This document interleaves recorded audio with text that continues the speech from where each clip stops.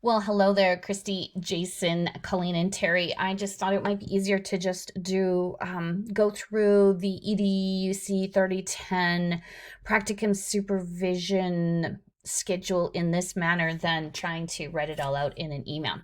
So, first of all, I just want to say thanks, Colleen, for putting together that draft of a potential schedule, and for making me think a little bit more about what's the purpose of seminars, check-ins, evaluations, and things like that. So, what I did with Laura Lee and Kim's help is I went through all of the documentation that we have around the EDUC 3010 and specifically around our visitation. What are the requirements for our visitation? So basically, in our EDUC 3010 course outline, it talks about weekly seminars.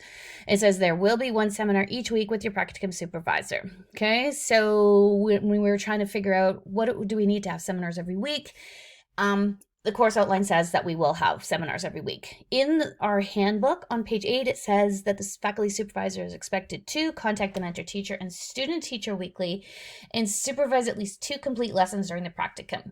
Supervision may be defined as pre-conference, full lesson observation, and post-conference feedback. So we need to do at least 2 evaluations of lessons. At least. We can do more, but we have to do at least 2. And then we're supposed to contact the mentor teacher and the student teacher weekly. I went to the MRU handbook to see what I could see. And as well, here it says contact the mentor teachers and the teacher candidates weekly through school visits and weekly seminars. We were looking for an and or here, but it doesn't say and or. It says and. So school visits and weekly seminars. And practicum expectations, teacher candidates are required to complete a weekly seminar post for each of the weekly seminar topics and a weekly reflection of their teaching experiences, which would mean that we would need to do a weekly seminar as well as some weekly touch points with our students. We also, Kim sent an email directly to MRU just to be like, okay, so what's the reality of what you do there? And this is what we got back from Joy. She said the faculty supervisors are planning to be in schools each week this term. That was a little bit more in reference to COVID, where they were doing more online last year, but this year they're planning to be back in schools each week.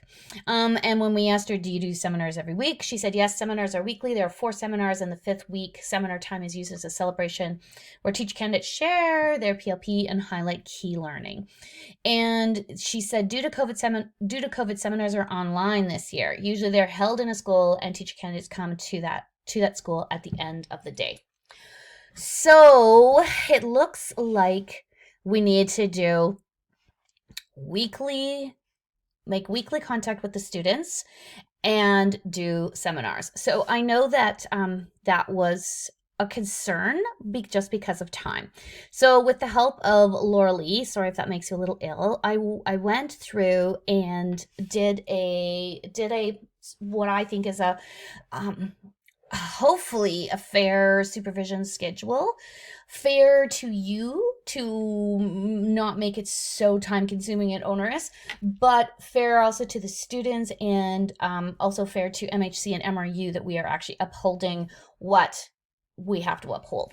So basically I took that when we're teaching EDUC 3010, it's like teaching a course, which is 42 hours, which is, I broke it down into minutes, 2,520 minutes. So what I'm proposing is a 45-minute seminar, not an hour and a half, and not let them linger after. So it's very much like a first year tutorial where we go in, we talk about a particular topic, and at 45 minutes, we let them go. I propose that these be online to save trying to bring our practicum students to a school. Kim also talked about that schools don't want a whole bunch of extra people in their schools at this time, and there's just no room. There's no room to house 8 or 9 people. So I'm proposing that this be an online seminar. You can do it before or after school, and I think you can take a little bit of school time. So 15 minutes if one school ends later than another. And if it works, and I know that this doesn't necessarily work beautifully in your schedule, but we do have to have these weekly seminars. So even taking, like, saying you're going to start at 2:45 and go to 3:30, or say you're going to start at 8:30 and go to 9:15. If you end up taking a little bit of school time, I think that's okay. Probably not much more than 15 minutes, that kind of thing. Joy actually said that her supervisors do the seminar between 4 and 7 at night, which I think gets into the kind of unreasonable stage. And I actually looked at her faculty advisors, like who's out there, and it's Jody and it's Charlie. Like, she has some people that are going out there that are faculty members. Now, I know that they don't teach as much as we do, but that's their expectation, that this faculty supervisors will do the seminars between 4 and 7 at night. I would say we for sure do not want to be doing seminars on weekends or Sunday morning. Christy, when you said that, I was like, oh my goodness, we can't have you guys be doing these seminars on Sunday morning. That's just wrong.